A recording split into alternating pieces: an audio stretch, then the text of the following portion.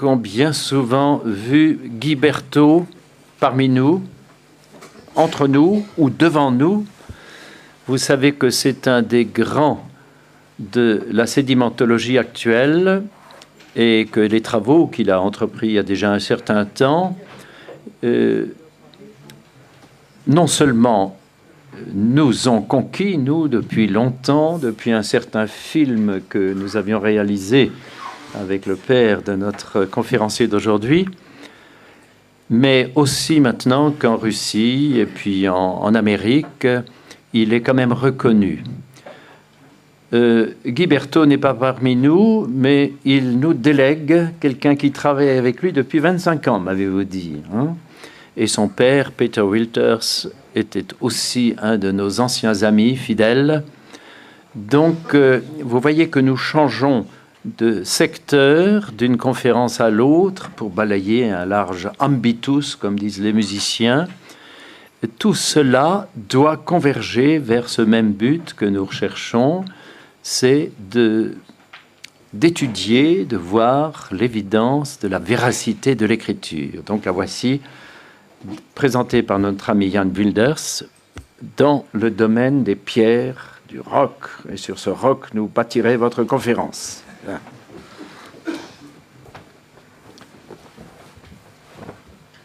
Je pense. Est-ce que ça va?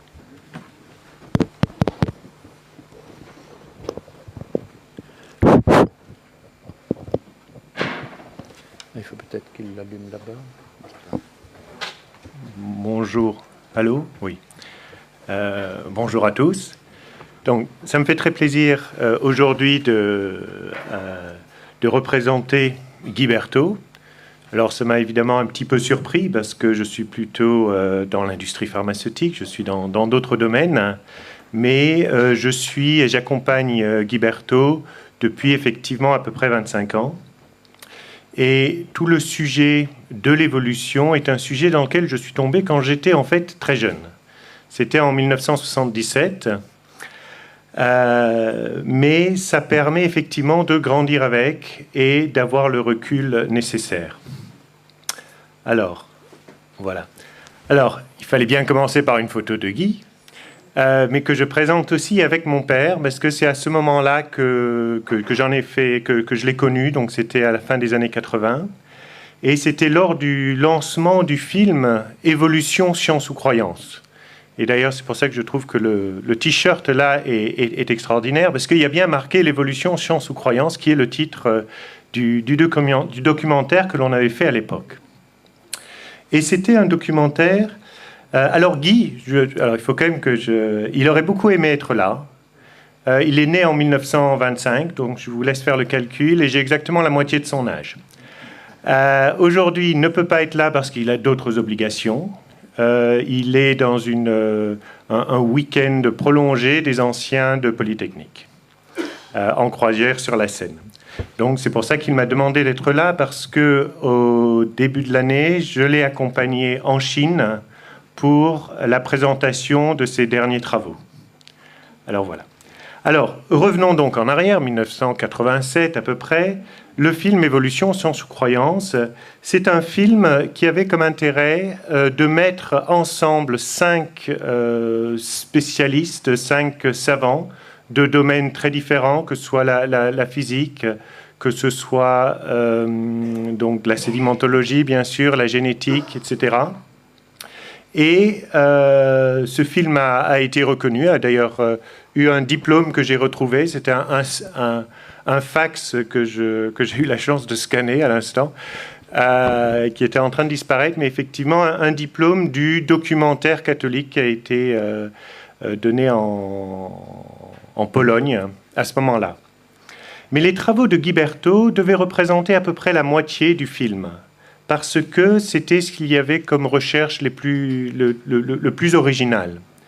Et Guy aime à nous rappeler que, en fait, pourquoi est-ce qu'il s'est lancé à faire de la sédimentologie? Ce n'était pas forcément ce qu'il faisait d'un point de vue professionnel, mais c'est parce qu'il avait un père spirituel, l'abbé Prévost, qui lui a dit « Je suis inquiet parce qu'on voit monter Teilhard de Chardin, le teilhardisme, et il est en train de remettre en cause toute la tradition catholique, toute la tradition de l'Église, et il repose ça, il est un géologue, un paléontologue, et il repose toute son explication là-dessus. Donc vous, Guy, qui êtes un savant, creusez et dites-nous ce qu'il en est.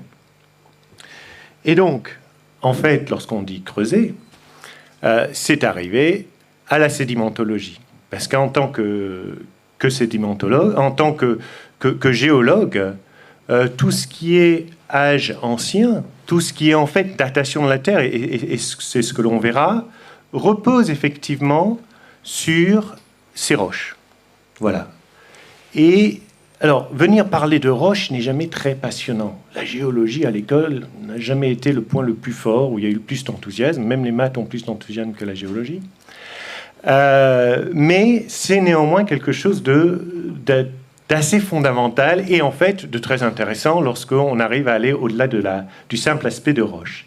Mais avant d'aller plus loin, il y a un point sur lequel j'ai envie d'insister. Guy Berthaud n'est pas un créationniste. Alors pourquoi je le dis? C'est parce que le créationnisme est un mot qui se traduit mal entre le français et l'anglais. Il n'y a pas de tradition de créationniste en France, vraiment.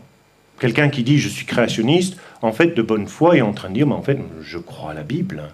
Je crois éventuellement que la Terre a été créée il n'y a pas très longtemps, en 6 jours. Mais ce n'est pas ce que veut dire être créationniste lorsqu'on le dit en anglais. Et quelqu'un qui est créationniste, en fait, a un raisonnement qui est particulier. C'est celui-là. Il part de la Bible, et c'est la Bible qui lui permet de définir la science. Alors, Dominique en a parlé ce matin en disant, oui, il faut avoir un modèle que l'on peut prendre pour justement ordonnancer ce que l'on trouve. Mais là, ce n'est pas ce qui se passe. Un créationniste dit, il y a marqué dans la Bible, qu'il lit de manière littérale, loin des traductions orales d'ailleurs, il dit, il y a marqué 6 jours, ah ben, je vais trouver 6 jours. Il y a marqué le soleil s'est arrêté, je vais trouver le soleil s'est arrêté. Il y a marqué X, je vais le trouver. Et en fait, c'est un modèle qui est très proche du modèle évolutionniste, qui est en fait un peu la même chose. Je pars de ma conclusion, et ensuite, je vais trouver dans la science ce qui supporte, ce qui va soutenir ma conclusion. Et en fait, on y a fait référence très très rapidement dans la conférence précédente, il s'agit en fait de la méthode hypothético-déductive. Donc, dans cette méthode, on part d'une hypothèse, et ensuite on dit, ah ben, je vais essayer de définir des expériences pour en fait valider mon hypothèse. Alors normalement, ce serait pour valider ou invalider. Et c'est là où on commence à avoir éventuellement des risques avec la méthode hypothético-déductive qui peut être très valable si elle est bien utilisée, mais qui peut aussi être assez dangereuse si elle est mal utilisée. Donc, comment est-ce qu'elle fonctionne? Elle fonctionne avec le « si quelque chose, et ça, alors j'arrive à telle conclusion ». Alors, on va prendre un exemple trivial, au moins pour que je ne me perde pas dans cet exemple. Vous vous dites, les enfants ont pris le chocolat dans le frigo. Voilà, ça c'est votre hypothèse. Les enfants ont pris le chocolat. Alors, vous dites, ça c'est mon hypothèse. Qu'est-ce que je vais faire? Alors, si les enfants ont pris le chocolat, et j'ouvre le frigo et que je ne trouve pas de chocolat, en fait, alors ils l'ont pris. Alors, on ouvre le frigo, il n'y a pas de chocolat. Ben, les enfants l'ont pris. Et, en fait, on peut avoir une autre hypothèse avec exactement la même expérience et arriver à autre chose. Madame n'a pas acheté le chocolat. Ben, je fais la même chose et je peux arriver et je peux prouver. Prouver. Et c'est ça la faiblesse du mot « prouver ». Et c'est pour ça que lorsqu'on regarde certaines choses, on dit voilà une autre preuve pour l'évolution. Non, on a fait une expérience que l'on a faite pour justement donner pour pouvoir donner cette crédibilité à cette hypothèse. Et donc, le créationniste a tendance à...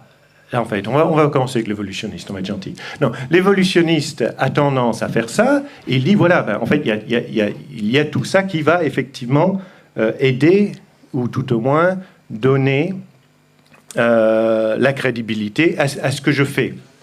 Mais dans la conférence suivante, vous allez voir qu'on va vous parler d'une présentation qui a été faite à Singapour, et donc Thomas va vous parler de ça.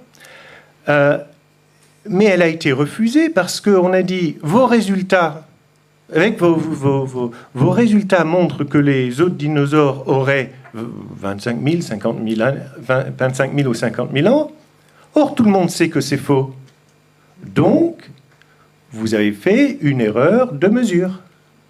Et donc, en fait, on part d'une méthode hypothético-déductive qui, théoriquement, devrait être bien construite, et on se retrouve, en fait, à rejeter tout ce qui ne rentre pas dans l'hypothèse. Donc ça, c'est déjà la faiblesse des évolutionnistes. Et les créationnistes, en fait, ont le même biais. Le mot créationniste, je ne dis pas ceux qui croient dans la Bible ou d'autres choses, mais le mot créationniste, ils ont ce même biais, et en plus, ils partent de la Bible. Alors, ils sont doublement coupables, quelque part. Coupables parce qu'ils font comme les autres, et coupables parce que leur méthode n'est pas reconnue. Et c'est pour ça que Guy ne se présente pas en tant que créationniste, parce qu'il y a une connotation qui est très forte. Et j'irai plus loin. Mon père interdit qu'il se présente comme créationniste, parce que, en tant que Britannique, moi je suis un peu les deux, en tant que Britannique, il sait toute la connotation de ce mot-là. Voilà.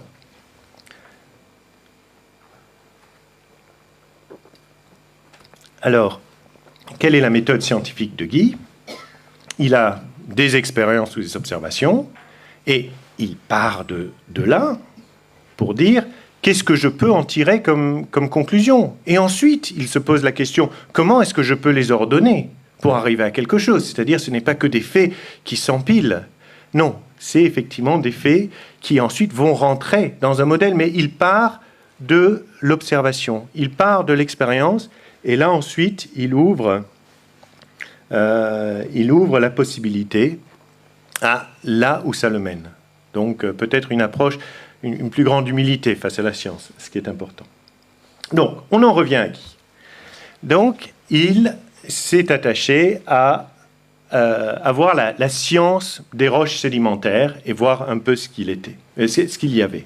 Alors, il a commencé par se poser quelles sont les hypothèses qui sont derrière, qu'est-ce qui se passe?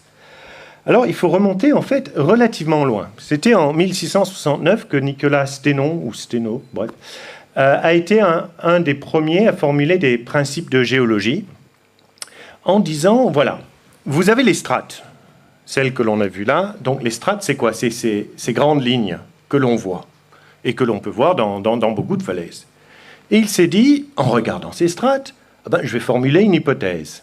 Alors, il faut savoir que c'était assez amusant parce que il a formé une hypothèse à l'époque, d'après ce que j'ai compris, les roches étaient considérées comme des roches, je veux dire, ça ne bouge pas, c'est dur, c'est du dur, et ça a été le premier à formuler l'hypothèse qu'éventuellement ils étaient en forme liquide avant de se former. Donc ça c'était intéressant, mais il a émis comme principe de dire, chacune de ces lignes s'est empilée les unes après les autres. Et donc, celle du bas, un peu comme une pile d'assiettes, en fait. Celle du bas était posée avant celle d'au-dessus. Et au-dessus, voilà. Si on regarde, comment est-ce que vous avez posé ça? J'ai commencé par celle du bas. Elle est un peu plus ancienne, si on veut, sur la table que celle au-dessus, qui est un petit peu plus ancienne que celle au-dessus. Mais ça, c'était une hypothèse. Ensuite, il y a un certain nombre d'expériences qui ont été faites pour confirmer l'hypothèse. Mais il n'y a pas l'hypothèse qui a été vraiment mise en cause. Et ensuite, donc toujours là au XIXe siècle, il y avait Charles Lyell qui était le fondateur de la géologie actuelle, qui est parti sur le principe en disant ce que l'on voit aujourd'hui, c'est l'idée d'uniformitarisme, d'actualisme, ce que l'on voit aujourd'hui explique le passé. Alors, la grande question, c'est effectivement comment se sont formées ces strates. Voilà, on a ça, comment ça s'est formé? Et donc, Guy a commencé dans le laboratoire en disant, ce que je vais faire, je vais prendre je crois que c'est c'est une petite vidéo. Alors voilà. Alors il a mis du sable de tailles différentes selon selon la taille des grains. Il l'a fait tomber tout simplement dans un courant et il a pu constater qu'il y avait, donc comme vous pouvez voir là, des strates, des microstrates dans ce cas-là, qui se sont formées. Et donc il n'y avait pas du tout une question de temps, c'était une question de granuloclassement. On était face à de la physique de particules dans un liquide. Et donc voilà aussi un autre exemple où en fait le granuloclassement s'est fait à cause de lois de physique. Le temps n'était pas une notion qui rentrait là-dedans. Alors, une expérience relativement simple en soi, mais qui a donné lieu à une publication en 1986, à l'Académie des sciences en France. Ensuite, qui montrait que ce qui était derrière les strates n'était pas forcément le temps, mais c'était d'autres éléments. Mais ensuite, il est allé plus loin parce qu'il a été interloqué, ou tout au moins surpris, par les inondations de Bijou Creek. Donc c'était avant, c'était en 1975, où en quelques heures, il y a eu des inondations importantes. Et il y a eu des formations de roches qui se sont déposées avec des strates. Et donc, ces strates étaient faites, et tout ça ne suivait pas ce qu'avait postulé, en fait, Nicolas Sténon, et qui est encore enseigné aujourd'hui dans les facs. Donc, il s'est dit, maintenant, on va peut-être pouvoir aller plus loin. Et en allant plus loin, il est allé aux États-Unis, il a travaillé avec un sédimentologue de renom là-bas, qui est Pierre Julien, et il a fait des expériences, cette fois-ci, dans des vrais bacs avec du vrai courant, etc., pour voir un peu ce qui se passe.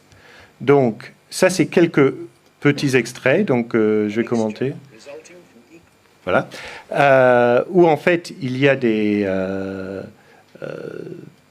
sédiments de tailles différentes qui sont mélangés, et là, par simple granuloclassement, en fait, avec des expériences, on voit qu'ils vont se séparer. Mais voilà l'explication. On va s'arrêter un petit instant sur cette explication. Lorsqu'il y a un courant, donc il faut imaginer le courant là qui aille de gauche à droite, bref, je ne sais pas comment vous êtes assis, ou de gauche à droite. C'est selon la taille des grains, ils vont se mettre à différents endroits. S'il n'y a pas assez de courant, ils vont s'arrêter. S'il y en a plus, ils vont continuer. Ceux qui sont tombés en bas vont être bloqués par ceux au-dessus. Il va y avoir des turbulences qui vont être faites entre les courants. Bref, en fait, c'est le courant qui va expliquer comment se forment les strates. Alors, donc là, on explique effectivement, on voit qu'elles se forment non pas du bas vers le haut, mais de gauche à droite. Et ça, c'était en fait des films de l'expérience qu'il a fait au Colorado. Et donc, on voit alors là, c'est dans un courant continu. Donc, il y a eu ensuite des expériences avec d'autres types de courants. Et ensuite, lorsqu'on a enlevé l'eau, il y avait cette stratification. Alors là, on voit très clairement, il y avait une strate blanche ici. Et ce qui est assez remarquable, c'est lorsqu'effectivement, donc ça c'est Pierre Julien, lorsqu'effectivement on coupe à travers les sédiments, donc qui ne sont pas encore là durcis et qui ne sont pas devenus des roches, mais on voit très clairement que les strates se sont formées. Et ça a été quelque chose qui n'est pas de la physique révolutionnaire en soi, mais qui a été pour la première fois avec Guy repris et mis comme explication pour comment se forment les strates. Alors, pour certains d'entre vous, vous l'avez déjà vu plusieurs fois si Guy est venu, mais je pensais que ça pouvait être intéressant de pouvoir le rappeler. Alors, en fait, ce qu'il a montré expérimentalement, ah oui, ça continue, excusez-moi. Oui, ça c'est aussi intéressant, dans la mesure où là, on se retrouve. Alors, qu'est-ce qui se passe? Les fossiles aussi, l'idée de base, c'était, s'il y a un fossile qui est dans la strate d'en bas, il va être plus vieux que celui qui est en haut, tout simplement. Mais là, en fait, les fossiles étaient dans un système écologique qui était le leur quand ils ont été enterrés, ou plus que ça. Et c'est ça où, dans la présentation qu'il a fait en Chine, qui était intéressant, la raison pour laquelle on ait des courants qui sont importants, ça serait dû au basculement des pôles et à l'orogénèse, c'est-à-dire à la formation de montagnes.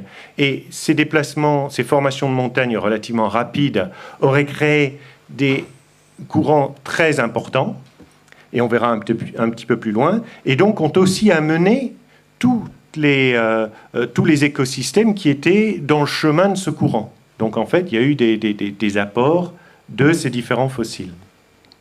Et donc, ici, mais de manière relativement simple, on voit que là, bon, ils ont le même âge.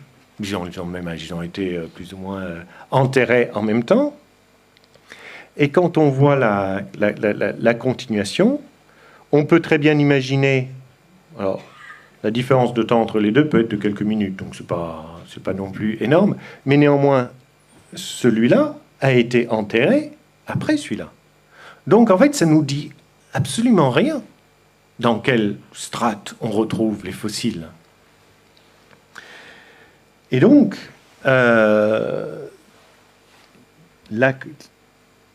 oui, non, excusez-moi, c'est là-dessus que j'aurais été...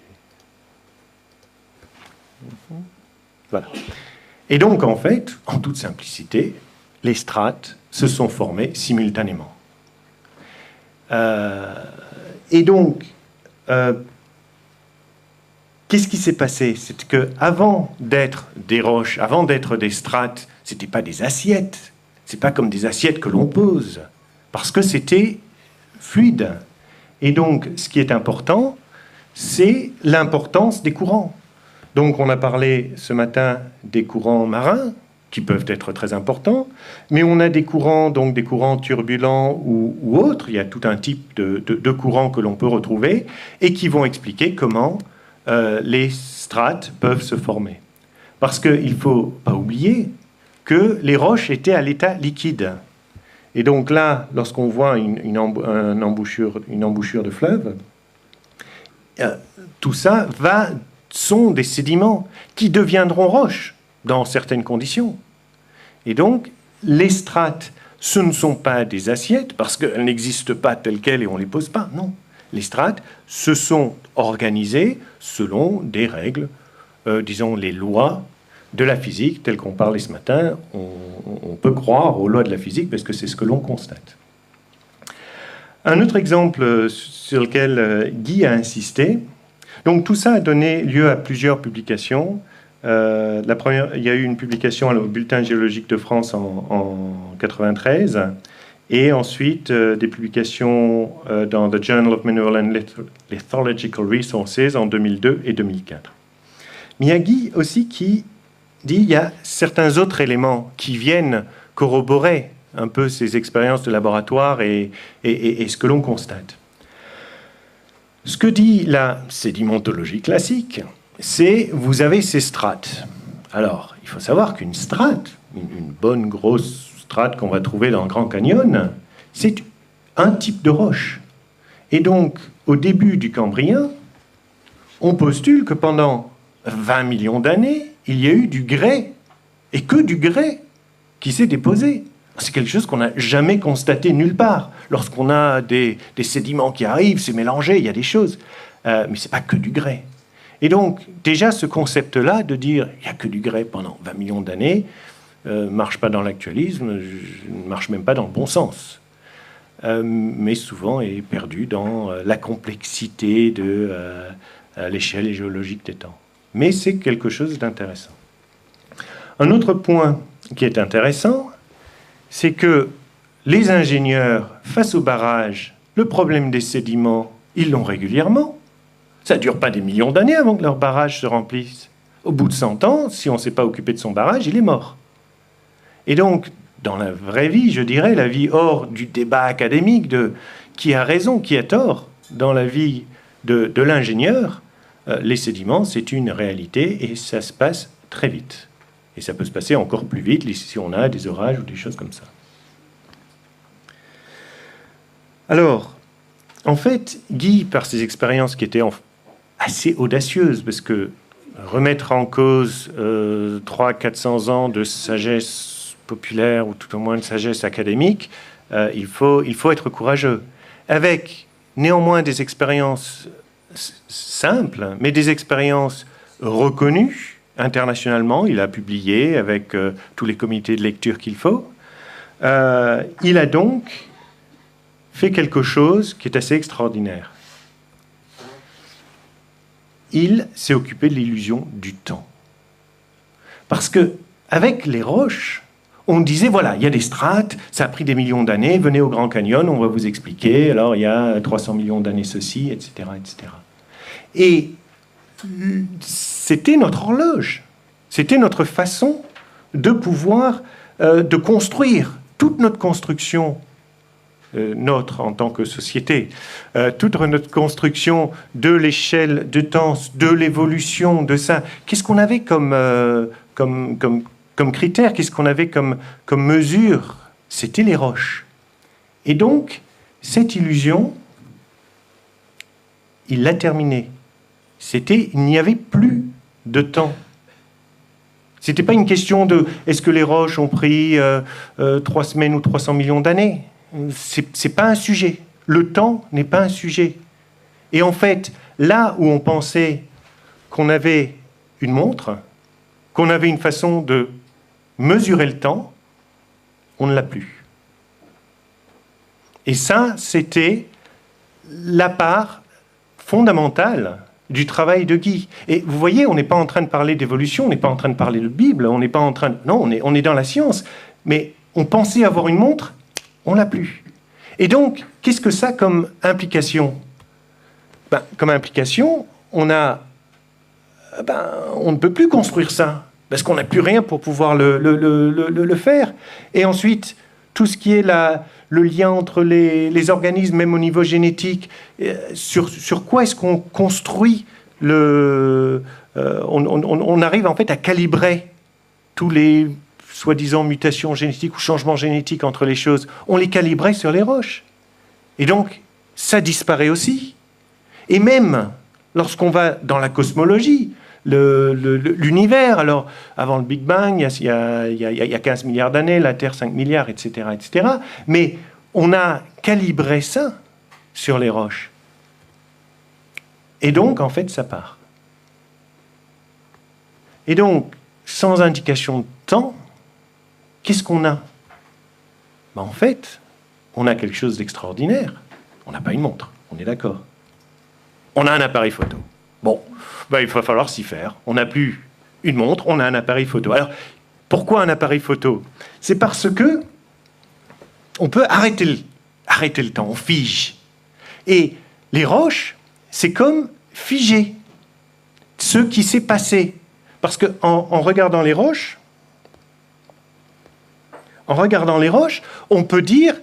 là, par exemple, qu'est-ce que je peux dire rien qu'avec cette feuille en bas qui a été figée dans le temps, en fait, figée dans la glace. Là, pour l'image, pour l'analogie, c'était probablement l'automne, vu la couleur de la feuille, quand elle a été figée. Et donc, avec les roches, on peut maintenant commencer à se poser des questions. Quelle était la vitesse du courant? Alors là, on voit plein de microstrates. Tac, tac, tac, tac, tac. Alors, ça, ensuite, ou pendant que ça a été formé, ça a été creusé. Je veux dire, là, il n'y a plus de ensuite, il n'y a plus d'avant, plus d'après. Il y a qu'est-ce qui s'est passé? Et donc, la question qui se pose, c'est, il y avait quoi comme courant? Ou bien on peut se poser comme question, quel était le sens du courant? Et donc en regardant les roches, c'est comme en regardant un appareil photo, une photo d'un appareil photo, on peut se dire, tiens, qui était là? Qui était au mariage? Ah oui, tiens, je repère les gens qui y étaient. C'est extraordinaire. Bon, et c'est ça, on a quelque chose qui fige. On peut se poser la question, voilà. Alors, il y a ce type de roche, à quelle profondeur ça s'est construit? Comment ça s'est construit? On peut aussi se poser des questions. Ils sont venus d'où ces sédiments? Parce que là, effectivement, on se retrouve. Hein. On arrive en Angleterre, mais c'est toujours extraordinaire d'un point de vue sédimentaire d'arriver en Angleterre. La perfide Albion, disent certains. Mais bon. Ou bien, voilà, là, c'est quelque chose que l'on voit, où on a des sédiments en fait très grossiers, où on voit les pierres, et ça devait être turbulent à ce moment-là. Qu'est-ce qui s'est passé? Et donc, la question, ce n'est pas une question de temps, c'est une question de qu'est-ce qui s'est passé à ce moment-là? Comment est-ce qu'on a figé dans le temps voilà, la chose? Alors, il faut savoir que Guy a aussi inspiré un certain nombre de personnes, dont Alexandre Lalomov. Alexandre Lalomov est un chercheur russe. Et il a étudié la péninsule de Crimée. Et il a vu ça, et il a dit, si c'est une photo, ben, j'ai envie de pouvoir développer cette photo. J'ai envie de pouvoir voir ce qu'il y a dans cette photo. Et il s'est rendu compte qu'il y avait certaines roches de taille quand même importante. Alors, avec une roche de cette taille-là, qu'est-ce qu'il peut avoir comme information? Eh bien, il fallait qu'il y ait un courant important.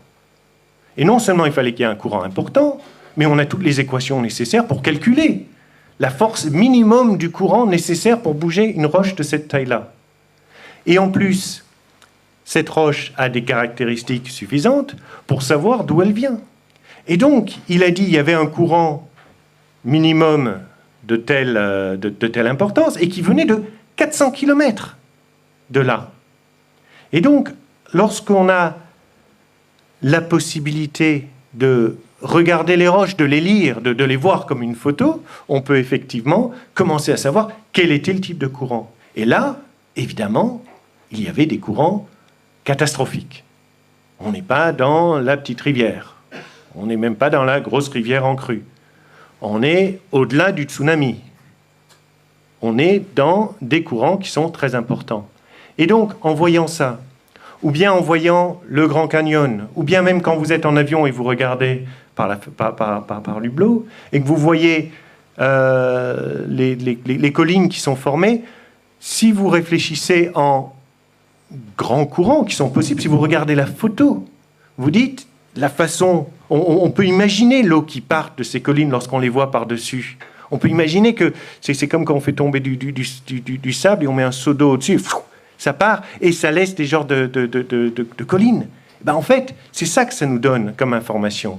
Et Lalomov, il a donc publié là-dedans, avec donc des sédiments qui viennent à plus de 900 km, plus de 9 mètres par seconde, ça fait quand même très très rapide, et aussi cette photo, avec ce genre de force, ce genre de courant, la péninsule, ce qu'il a étudié, pouvait être formé en quelques semaines. Donc ce n'est pas une question de temps. Je trouve que juste de manière anecdotique, c'est quelques semaines.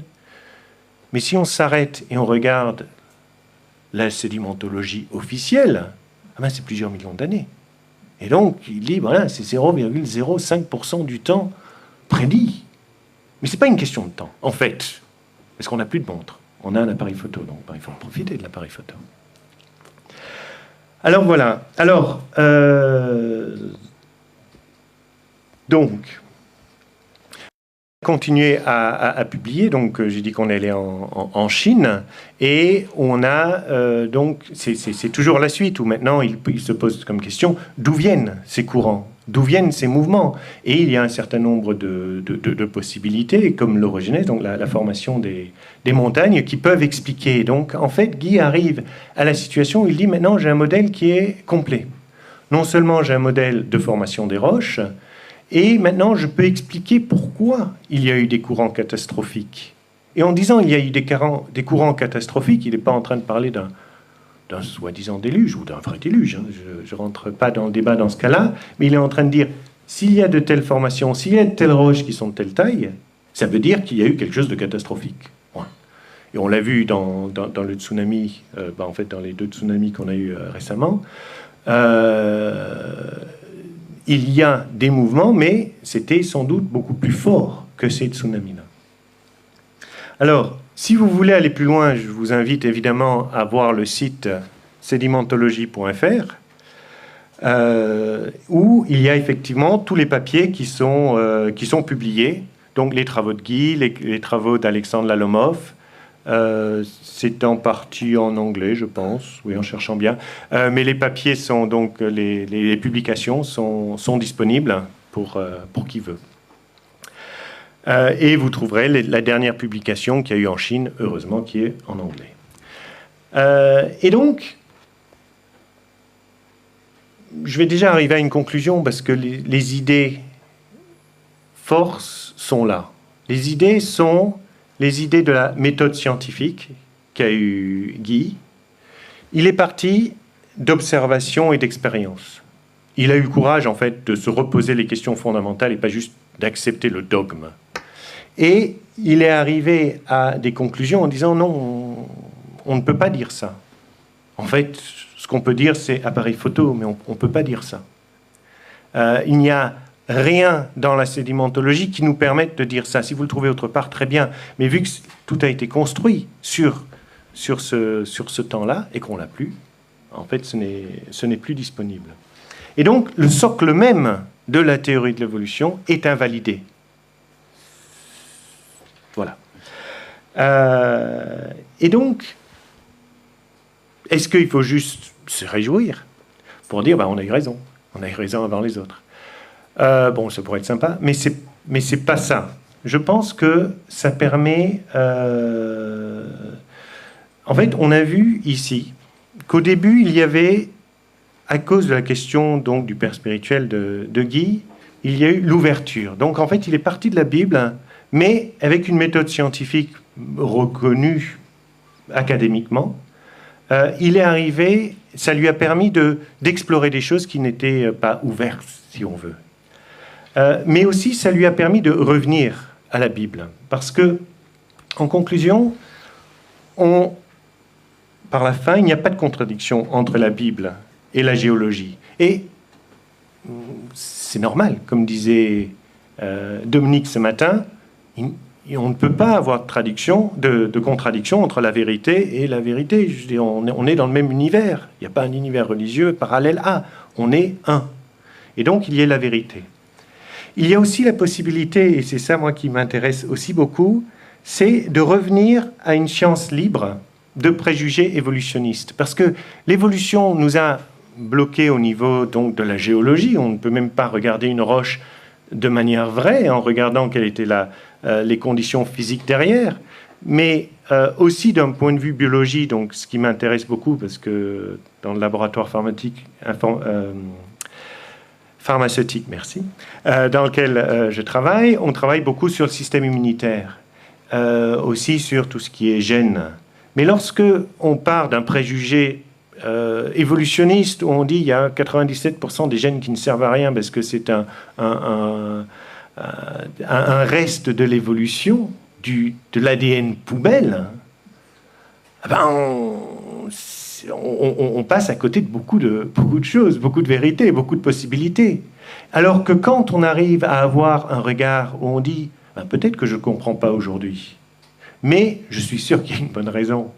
Et ça permet en fait de s'émerveiller face à la biologie. Ça permet de s'émerveiller à nouveau, parce que quand on dit qu'il n'y a pas de but dans la science, il n'y a pas de téléologie, d'objectif dans la science, on passe à côté de beaucoup de choses.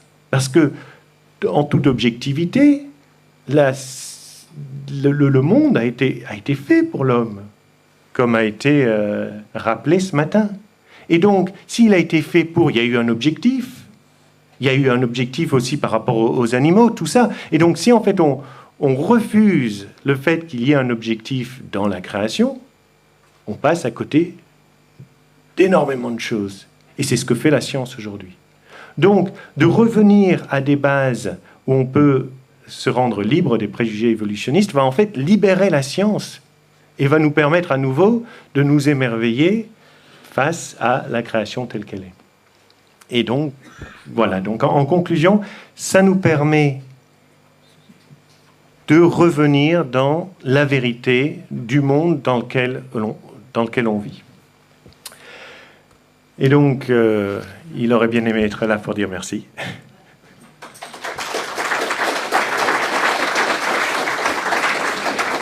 Pour ce rappel tellement clair, compréhensible, d'une question qui, effectivement, remet en question, si je puis dire, ces affirmations orgueilleuses qui s'affirment partout, qui s'étalent. Vous ne pouvez pas voir une émission à la télévision, à la radio sur la science, sans trouver les inévitables pontifs, n'est-ce pas, qu'ils sont tellement sûrs d'eux-mêmes. Et tout le monde partage ces préjugés, ces affirmations, ces schémas mentaux. Et c'est tout naturel. Je suis parfois triste de voir que même dans des publications intelligentes ou proches de nous, eh bien oui, on répète, on imite, on retranscrit tel quel, oui, les millions d'années de ceci ou de cela. Donc, cette question vous avez fort bien montré la différence aussi qu'il y a entre ceux qui font du tort à la vérité en partant de façon immodeste, indiscrète, de la littéralité, la Bible, etc., et qui veulent ensuite faire entrer ça dans leur conception. S'il est vrai que la vérité nous rendra libres, nous avons le sentiment ici de quelque chose qui effectivement nous ouvre et qui ouvre la question, qui fait tomber les difficultés de celles qu'on nous oppose souvent. Bien, nous avons quelques minutes. Merci n'avoir pas été trop long. Sûrement, il y a aussi des questions, des éclaircissements. Oui, monsieur, bonjour. Je voudrais vous faire... Non, c'est là. Je voudrais vous faire quelques remarques, parce que je suis aussi paléontologiste. Quelque chose qui m'a profondément gêné dans le schéma classique que je connais, tel qu'il est posé, je connais les travaux de divers trucs depuis très longtemps, et c'est toujours un problème, ça, face auquel je n'ai pas de réponse satisfaisante. Vous avez fait un schéma qui était très mignon, avec un petit poisson, un petit crabe, puis un petit hippocampe au milieu, et puis, bien entendu, quand ça se décale, on constate que si on prend une diagonale quelque part, et bien entendu, le dernier crabe qui est mort et qui se trouve diagénisé, et bien, il est contemporain du premier poisson qui est en haut. Ça, nous sommes tout à fait d'accord. Ce qui ne va pas, c'est que vous avez des traces, des strates, je dirais, en continuité, qui correspondent à des dépôts, donc, en fait, d'éléments essentiellement de granulochimie différents, qui se sont placés de façon différentielle, selon votre théorie, ce que je conçois parfaitement, mais qui donc, étant contemporaines, amènent des fossiles qui sont à l'intérieur à vivre dans le même milieu. Je ne vois pas comment vous allez avoir une couche de quelque chose d'aussi simple que de la pierre agar, un calcaire alitotalmé ou un truc de ce genre, avec du gypse au-dessus. C'est totalement incompatible en tant qu'écosystème. Ça, c'est ma première remarque. Ma deuxième remarque, vous avez expliqué qu'on avait perdu la pendule. Pourtant, dans cette hypothèse, on a quand même des pendules. On a des pendules qui sont les deltas des fleuves. Au moins 3 sur lesquels on a des repères possibles, le Nil, l'Amazone, le Pô. On sait que le delta du Nil a avancé d'à peu près 50 km depuis l'époque pharaonique, la fin du Premier Empire. On sait que, grosso modo, le delta du Pô a pris 30 km depuis l'Empire romain. Donc on a quand même, quelque part, dans cette cela, une datation en vraie grandeur observée sur le terrain pendant un certain nombre. La troisième chose qui, moi, me gêne, c'est que où sont tous les fleuves et tous les déplacements d'eau qui ont permis, par exemple, la succession des couches du bassin parisien qui s'étendent sur 500 km, parce que ces questions-là sont possibles à condition que le dépôt ne soit pas trop grand.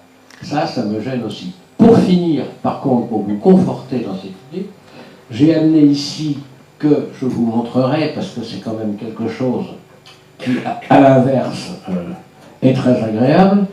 Le dernier bouquin paru cette année de biologie, géologie à l'usage des élèves de terminale, dans lequel je vais vous montrer un modèle qui aujourd'hui est unanimement partout appliqué, qui montre que les terrains sédimentaires ne se déposent qu'en bordure continentale, le long des talus continentaux, et non pas dans les fonds sous-marins, ce qui est enfin définitivement admis, et ça rentre complètement dans cette théorie-là. Il n'y a pas de sédimentologie profonde sur les milliers de kilomètres du fond du Pacifique ou ailleurs. Et ça, c'est une chose importante. Voilà, je vous laisse avec tout ça. Merci beaucoup. Merci pour ces remarques. Ça amène quand même à certaines réponses, donc, parce que Guy est conscient de ces choses-là, et c'est pour ça que je suis au courant. En ce qui concerne les écosystèmes, vous dites, on ne va pas retrouver ces écosystèmes, la façon dont ils sont mélangés. C'est vrai que l'image que j'ai montrée est gentille. Elle est faite pour être pédagogique, pour comprendre. Et c'est ce que vous avez reconnu. Mais en revanche, dans la dernière publication de Guy, que je vous invite à récupérer sur le site internet sédimentologie.fr, de sa publication en Chine, il dit que c'est à cause des régression et transgression, c'est-à-dire l'eau qui vient et qui part, à cause de ça, qu'il y a en fait, on va avoir tous les écosystèmes sur plusieurs centaines de kilomètres qui vont être apportés et qui vont être mélangés. C'est-à-dire que le mélange de fossiles est dû au courant et aussi d'où ils viennent. Et c'est pour ça qu'on va trouver des formations avec des fossiles particuliers, parce que en fait ils ont été apportés par le courant et puis ensuite ils ont été déposés. Ça c'est pour répondre à votre. Des fossiles uniquement marins. Non. La difficulté, c'est que ce sont des fossiles marins. Mais on ne parle pas de charriage, effectivement, d'éléments assédimentés, que ce soit des cadavres ou que ce soit des grains de sable, parce qu'on comprend qu'ils viendraient de l'intérieur d'un continent. C'est ça le problème. Mais même en marin, il y a, tout dépend d'où vient l'eau, il peut y avoir des écosystèmes marins qui sont aussi apportés et remélangés par des courants forts. Il suffit d'imaginer le tsunami, ça a un peu bouleversé les écosystèmes côtiers qu'il y avait à ce moment-là. Et vu l'importance des courants qui sont constatés dans les roches, donc grâce à notre appareil photo, le fait que ces courants viennent de loin, et dans les travaux de Guy, on est d'Alexandre Lalomov, on est à 400 km. Ça peut aussi venir du côté marin, c'est-à-dire que c'est pas forcément d'un côté ou de l'autre, mais ce qui explique les fossiles, c'est bien la direction des courants. En ce qui concerne ensuite le fait d'avoir des grands dépôts, vous parlez par exemple du bassin parisien, il serait intéressant, parce qu'il y a le paradigme actuel qui explique comment ça s'est fait, et sur lequel on a construit beaucoup de choses, c'est un peu de vue de l'esprit. La même chose existait pour la péninsule de Crimée, qui avait aussi ses millions d'années et ses allées revenus, ses temps de sécheresse, ses temps d'inondation. Mais où Alexandre Lalomov a trouvé que non, c'était tout aussi logique, pertinent, voire beaucoup plus, de l'expliquer par des courants forts, importants. Et lui, d'ailleurs, dans sa publication, il ne parle pas... En fait, il parle éventuellement de météorites qui auraient pu tomber dans la mer et créer des tsunamis de plusieurs centaines de mètres de haut. Voilà, c'est une des hypothèses qu'il lance, parce que en fait, il ne cherche pas la polémique, en disant on a vu des cratères en Afrique qui faisaient 300 km de diamètre. Une roche qui est capable de faire ce cratère et qui tombe dans la mer pourrait créer des dégâts qui sont hors de commun avec ce que l'on a aujourd'hui. Et ce qui pourrait expliquer entre les granuloclassements et tout le reste, parce que là, en fait, on est dans des choses qui arrachent tous les sédiments avant de les redéposer. On peut expliquer les falaises de Douvres, et on peut expliquer le bassin parisien aussi. Donc ça, c'est pour la deuxième. Ensuite, en ce qui concerne les bouches des fleuves, où vous dites, là, on a effectivement une montre. Oui, on a encore quelques montres de poche qui restent à droite et à gauche.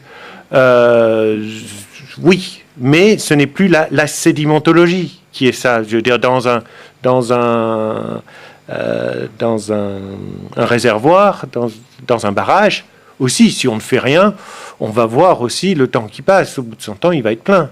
Donc, il va falloir réagir. Donc, il reste des petites choses, mais ce n'est pas les strates qui l'expliquent. C'est un certain nombre de choses où, effectivement, on peut le voir avancer et on peut s'en servir, mais ça devient très anecdotique par rapport aux strates, ou tout au moins à toute la formation sédimentaire qui représente les 2/3 des roches sur la Terre. Si les formations comme celle de l'Amazone ou du Nil, sur une surface de 50 ans, sont effectivement repérées d'âge 2 ou 3 000 ans, on a quand même certaines difficultés à faire rentrer tout le reste dans les 3 000 ans précédents pour arriver à la naissance de l'Égypte. Alors, non. C'est ça que je veux dire. Alors, pas tout à fait, parce que imaginez que dans le Nil, dans la Méditerranée, on ait un météorite, pour reprendre l'exemple, qui tombe et qui crée un tsunami suffisant pour arracher ces 3 000 ans de dépôt. Si on a un tsunami de cette taille-là, ça va arracher tout ça et ça va le redéposer, ça va le réorganiser. Donc, après, quand vous le regardez, vous allez dire quoi? Ça a 3 000 ans, 5 000 ans? Vous n'avez plus, c'est parce que, en fait, votre critère, c'est l'histoire écrite qui vous permet effectivement de le construire. Mais c'est pas la roche, ça va pas forcément dans ce sens-là. Oui, je voudrais ajouter, dans les expériences de Guiberto, il y a des expériences inachevées dont on n'a pas parlé, parce que ce n'est pas nécessaire d'en parler, mais si on veut expliquer l'ensemble du procédé, on dit que ce sont les courants qui ont créé les roches sédimentaires.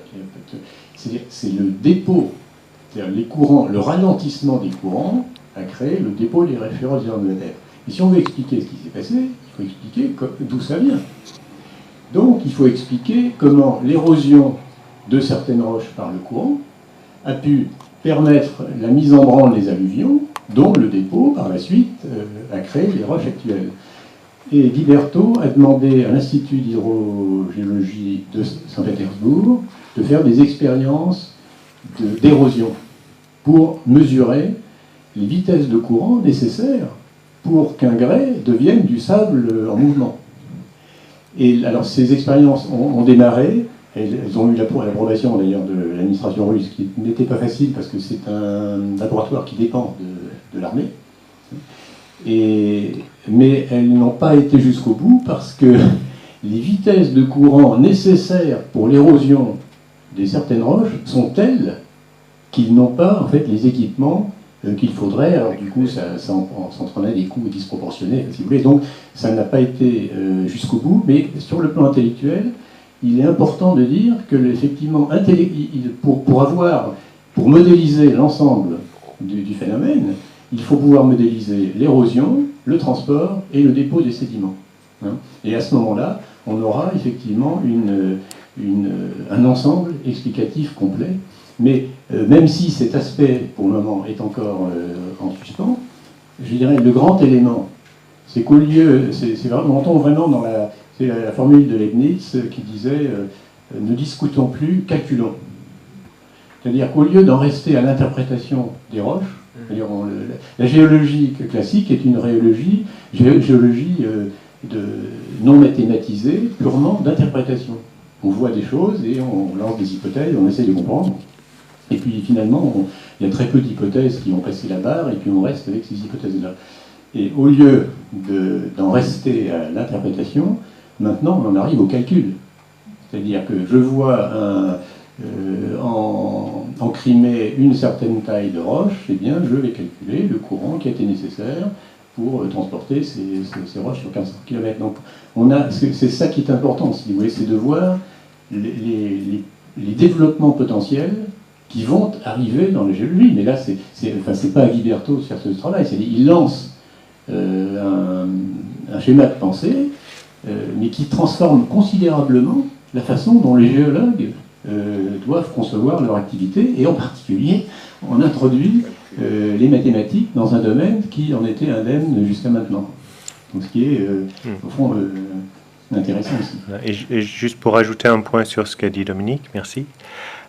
C'est aussi ce que ça permet, c'est que ça permet non plus à l'académie, à l'université en fait, de garder ce sujet de la sédimentologie, mais c'est que ça rentre effectivement dans un sujet d'industriel, dans l'exploration minière, parce que vu que c'est un modèle qui est probablement plus proche de la réalité de ce qui s'est passé, ça nous permet en fait de découvrir. Parce que quand on sait lire la photo, donc on a fait les calculs, on a toutes ces équations, on va pouvoir aussi dire, ben là il pourrait y avoir du charbon, là il pourrait y avoir du pétrole, là il pourrait y avoir d'autres choses, parce que on sait où on en est. Et donc ça devient un sujet d'industriel et d'ingénieur, et non plus un sujet de débat. Et je pense que c'est ça, tout au moins c'est ce que j'espère, peut-être dans une certaine naïveté, je pense que c'est ça qui nous permettra d'aller au-delà du débat de l'évolution, pour aller dans le débat du pragmatisme. Alors, effectivement, là, je voudrais ajouter dans le même esprit, parce que Alexandre Lanovov, dont on a parlé, il est chargé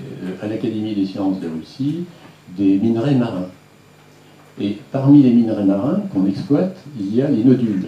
Les nodules qui sont des sortes de concrétions, des agglomérations, finalement, de ferro-nickel, de différents minerais. Alors c'est des minerais relativement faciles à extraire. Si vous voulez pas, si on compare la mine terrestre où il faut creuser, où on a des filons qui sont parfois minces, etc. Là c'est comme si on avait, il suffit de draguer et on récupère du nickel, du fer, etc. Très facilement. Et on a, alors évidemment, le problème de l'horloge, les théories académiques donnent des centaines de milliers d'années, voire des millions d'années, à ces gisements de nodules. Et on a par exemple un nodule de nickel-fer qu'on a trouvé, alors ça c'est dans la Baltique, et au milieu du nodule, il y avait une capsule de bière de marque Korjava, une bière finlandaise. Alors, qui a 3 millions d'années. Le problème suivant, là, est-ce que je dois faire l'hypothèse qu'il y a 500 000 ans, il y avait une civilisation en Finlande qui justement avait créé la capsule de bière Korjava. Bon, donc vous voyez que là on voit bien que ne discutons plus, calculons, c'est-à-dire voyons l'épaisseur du nodule, voyons à quelle profondeur la capsule est, voyons à peu près à quelle époque on a sorti des presses de la capsule, et on va savoir, et on se rend compte que les nodules alors croissent à une vitesse tout à fait inimaginable, ce qui est très intéressant sur le plan des perspectives industrielles pour l'humanité. Donc vous voyez que la remise en cause de l'horloge, l'utilisation de l'appareil photo, enfin, ou du pic pour casser les nodules par le géologue, il y a justement des perspectives très intéressantes qui sont ouvertes à partir du moment où on se débarrasse de la chronologie classique. Bon, ça ne veut pas dire qu'il n'y a pas de chronologie, mais ça veut dire qu'il y a actuellement une prétention à avoir une chronologie de la Terre qui est absolument disproportionnée avec les faits dont on dispose. Monsieur Patissou, après vous.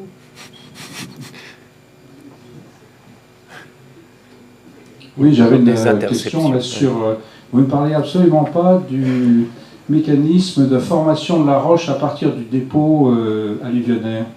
Autrement dit, l'expérience de Guiberto se termine avec une solution pulvérulente avec ses strates et qui est en train de sécher. Mais ça, c'est pas du grès, c'est pas du granit, c'est pas quelque chose qu'on observe. Donc derrière, il y a un processus de formation de la roche à partir de ces strates qui prend énormément de temps et dont les conditions de température et de pression nécessaires ne sont peut-être pas toujours très bien connues. Je ne sais pas. Donc, est-ce que Guiberto s'est intéressé à cela et quel est l'état de l'art à ce sujet? Oui, en fait, il s'est intéressé à ça, notamment lors du séchage des roches. Il y a aussi les lignes que l'on voit entre les strates qui se forment, et donc il a fait ça dans des fours, d'après ce que j'ai compris, qui se forment, et donc il y a toute la dessiccation avec l'eau qui part, et donc ce que l'on voit dans les roches ou les strates, effectivement, on voit bien les frontières entre les strates, vient de l'effet de séchage. Donc c'est quelque chose qu'il a effectivement étudié.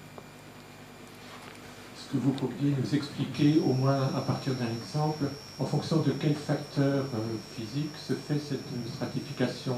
Est-ce que c'est uniquement la granulométrie ou l'intensité ou, par exemple, dans la petite vidéo du Colorado, où on voit des strates blanches et des strates noires, en quelle matière ou quelle est la différence physique entre ces D'accord. matériaux? Alors en fait, ça c'était des différences de taille, de taille de particules, et donc de granulométrie. Est-ce que clairement. c'est le seul facteur qui explique les... Non, il y a force. les autres? En fait, il y a la granulométrie par rapport effectivement à tous les courants. Donc les courants sont extrêmement importants. Il y a aussi la profondeur qui va rentrer. Il va aussi y avoir de la chimie qui va rentrer, notamment au niveau des calcaires.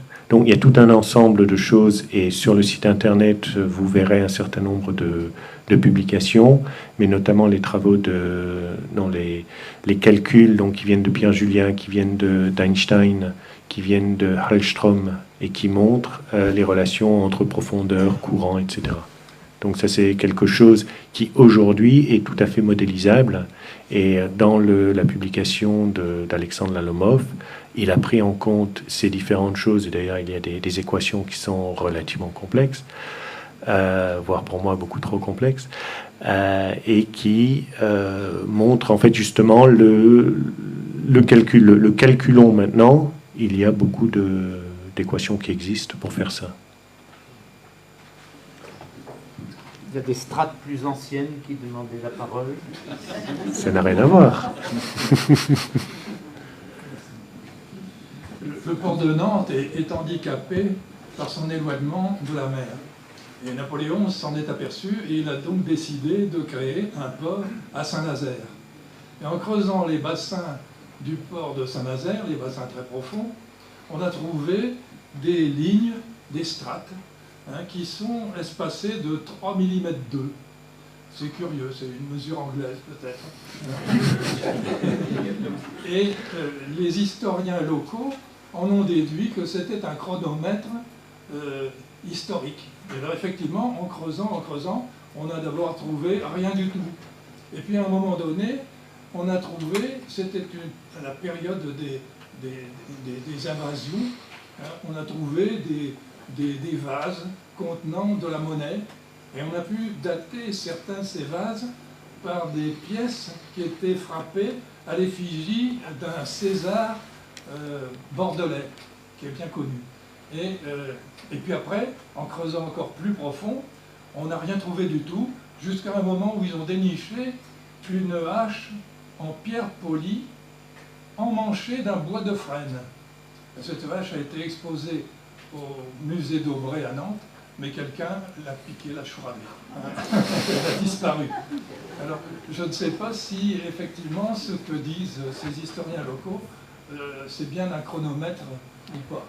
Non, je pense qu'on ne peut pas dire que c'est un chronomètre lorsqu'on est à 3,2 mm.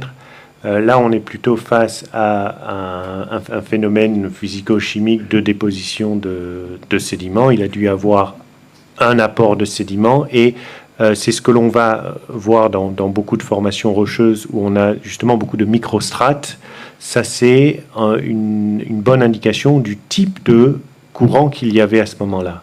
Et c'est ça. Ça va nous indiquer le type de courant. Ça ne va pas nous indiquer un chronomètre.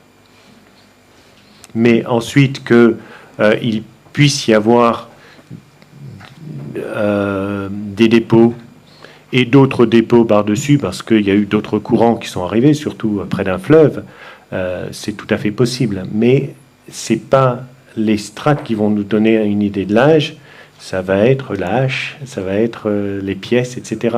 Et ce n'est pas les roches qui vont nous donner quelque indication que ce soit. Oui, je voulais vous demander, parce que justement, je vais simplifier, si vous voulez. Pour moi, il y aurait deux formes de stratification. La stratification ordinaire de tout ce qui tombe aujourd'hui, demain, etc. Les fleuves. Et puis le catastrophisme, qui amène justement des courants tout à fait spéciaux, comme le Mont Sainte-Hélène. Donc on a forcément deux formes de stratification. En fait, même, disons, c'est une bonne façon de séparer les choses.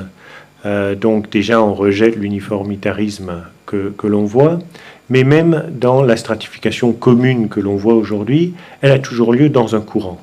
Et donc, en fait, ce qu'elle nous donne, cette stratification commune, c'est quel est l'état du courant, grosso modo. Mais on a un appareil photo à nouveau, voire une petite vidéo dans ce cas-là, si on est au fond d'un fleuve et le temps qui passe, on a une vidéo de quels étaient le type de courant. Mais on n'a aucune information de temps qui est inclus dans la roche. Si on a d'autres choses pour mesurer, on va dire effectivement, il y a eu un ensemble de strates qui s'est produit dans l'année au fond d'un barrage, par exemple, mais c'est nous qui allons le mesurer a posteriori, c'est pas la roche qui va nous donner cette information. Et ça, c'est ce qui est fondamental dans l'information, dans les travaux de Guiberto, c'est le concept de temps est parti. Alors c'est vrai qu'en voyant les photos, il y en a, on va dire, bon, ça c'était du normal, du classique, et d'autres, c'était du catastrophisme. Surtout si on trouve des roches énormes à l'intérieur de formations. Je voulais vous demander aussi si on est toujours en retard, nous en France, par rapport aux États-Unis et à la Russie, où Guiberto est beaucoup plus écouté qu'apparemment chez nous. Est-ce que ça s'améliore ? En fait, il y a peut-être des idéologies qui sont assez fortes en France et qui continuent. Des sédiments d'idéologie durcis. Seulement un bref commentaire sur la discussion des termes créationnistes et évolutionnistes, ce que tu as commencé. Moi, je crois qu'il n'y a pas de scientifique qui commence ses recherches sans déjà avoir une opinion par rapport à l'évolution et à la création. Comme ça, je crois qu'il faut avouer ça. Il faut dire, oui, je suis créationniste, je suis évolutionniste, mais cela ne doit rien dire sur la qualité des recherches. Ça veut dire, je crois que Guiberto, avant qu'il a fait ses recherches, a déjà été créationniste. En fait, aux États-Unis, un créationniste, quelqu'un qui dit « je suis créationniste », il suffit de lire les documents qu'ils font. Ils disent « la Bible dit que, je démontre que, donc la Bible a raison ». C'est-à-dire que c'est un raisonnement qui part de la Bible et qui revient de la Bible. Or, si vous prenez un document d'un évolutionniste, il va dire « j'ai fait telle expérience, etc. » C'est-à-dire c'est pas le fait de ne pas avoir d'hypothèse au début, de ne pas avoir une réflexion, de ne pas avoir cette ouverture d'esprit. Et je pense que quand on accepte qu'il y a des lois dans la science, quand on accepte qu'il y a une vérité dans la science, parce qu'il y a une téléologie dans la science, parce qu'en fait Dieu a créé le monde, ça nous permet d'être plus objectifs. Et donc, ça nous ouvre des pans de recherche qui existent, parce que l'évolutionniste, qu'est-ce qu'il fait ? Il y a une hypothèse qu'il rejette. Il dit, il ne peut pas y avoir d'objectif dans la nature. Il ne peut pas y avoir d'objectif dans le monde. Parce qu'en fait, il n'y a pas de Dieu, il n'y a pas de téléologie là-dedans. Et donc, il va le rejeter et il ne s'intéresse pas à la réalité de ce qui s'est passé. Parce qu'au fond, c'est pas est-ce que mon modèle est plus puissant que le tien, etc. C'est plutôt, au fond, donc, est-ce que le monde a été créé il n'y a pas longtemps ? Et, enfin, en fait, c'est un fait historique qui n'a pas été écrit par, on va dire, quelqu'un de visu, mais c'est néanmoins un fait historique. La grande difficulté du mot créationniste, tel qu'il est utilisé aux États-Unis aujourd'hui, c'est que le créationniste dit « je pars de la Bible » et c'est un outil d'apologétique. Et c'est pour ça que je dis attention aux mots. d'accord qu'il n'est pas possible de dire « je suis créationniste ». C'est impossible parce qu'immédiatement, on est attaqué. Mais je propose de ne pas dire « je ne suis pas créationniste ». Parce que moi, je suis créationniste selon la définition. Si on lit dans Wikipédia, qu'est-ce que c'est un créationniste? C'est quelqu'un qui croit que Dieu a créé tout ça, et quelqu'un qui croit que c'était l'évolution, c'est un évolutionniste. Comme ça, je suis créationniste catholique, mais je crois que l'évolutionniste est capable de juger ouvertement entre les faits réels, et aussi le créationniste est capable de cela. Il n'y a pas de raison de dire qu'ils ont des préjugés qui les excluent de toute objectivité. Et aussi, concernant le sens littéral de l'écriture, moi aussi je crois que le monde comme Saint Thomas d'Aquin, Saint Bonaventure, Saint Augustin n'a été créé en moins que au moins maximum 6 jours naturels. Mais ça n'a rien à faire avec la qualité des recherches. Alors là, en fait, de rentrer dans ce débat justement sur la définition des 6 jours, etc., contrairement aux protestants, on a l'avantage d'avoir la tradition de l'Église, l'enseignement. Et dans la tradition de l'Église, c'est un débat qui est encore ouvert. Les 6 jours, est-ce que c'est un jour naturel? Comment est-ce qu'on mesure le temps alors que le monde n'a pas encore été terminé de créer, etc. C'est-à-dire que le débat existe. Et donc, aujourd'hui, si on fait de la science, et si Guy dit « je suis en train de regarder les roches et je vois si on peut en sortir une question de temps ou pas », s'il se lance dans le débat théologique, qui est très intéressant, et je vous invite à lire le site catholicorigins.org. Alors, il est en anglais aussi, mais c'est catholique origine, avec un S, .org, où effectivement il y a toute une étude sur la notion de temps, de création et de temps. Et ça, c'est un sujet théologique fondamental sur lequel l'Église a perdu un petit peu, peut-être, le sens des priorités sur ces sujets-là, qui sont quand même fondamentales à notre compréhension du monde où on est. Mais aujourd'hui, c'est comme quelqu'un qui va venir dans notre monde tel qu'il est aujourd'hui. Je ne dis pas au XVIIe ou au XVIIIe siècle où on pouvait dire « parce que je crois en Dieu, je crois dans l'ordre dans le monde ». Et donc à ce moment-là, effectivement, je peux le dire. Aujourd'hui, vous dites « je suis catholique, je suis musulman », on dit « mais qu'est-ce que vous faites dans un laboratoire ?» C'est aujourd'hui même catholique, même pas créationniste. C'est-à-dire qu'aujourd'hui, on dit, on regarde les faits. Eh bien, ça nous va je dirais, ça nous va très bien, les faits. Parce que c'est les évolutionnistes qui ne regardent plus les faits. Donc, en fait, on est de toute façon, on avance là-dessus. Donc, de dire on est créationniste, c'est prendre un risque qu'on ne soit plus écouté. Voilà, dans le monde d'aujourd'hui. Bien, il nous faut achever ce débat parce que le prochain... Il y avait une dernière question, je ne sais pas si madame... Une dernière question. Oui, dans la ligne de ce que vous venez de dire, est-ce qu'il n'y a pas une hypothèse à rajouter aussi?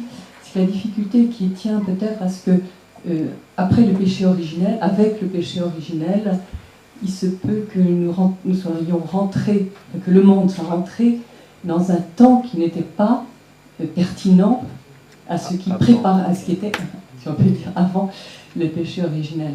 On peut aussi se poser cette question, puisque tout a été bouleversé, et que, il y a aussi l'action des bons anges et des mauvais anges, les anges ayant la mission de préparer l'univers matériel dans une hypothèse qu'on peut avoir, que l'Église permet, pour la venue de l'homme, justement, et de servir aussi cette création de l'homme, ce qu'ils vont refuser, certains, par orgueil d'être purement spirituel contre le projet de créature à la fois matérielle et spirituelle. Donc tout ça a pu être complètement modifié par la catastrophe du péché originel. En fait, oui, ça dépasse la présentation sur Guiberto et la sédimentologie, et de loin d'ailleurs. je pense que ce que l'on peut dire là-dessus, c'est que ça devient une réflexion théologique, et il faut bien savoir dans quel monde on est en train de s'exprimer pour s'exprimer aussi avec le vocabulaire de ce monde-là. Oui. Voilà. Merci.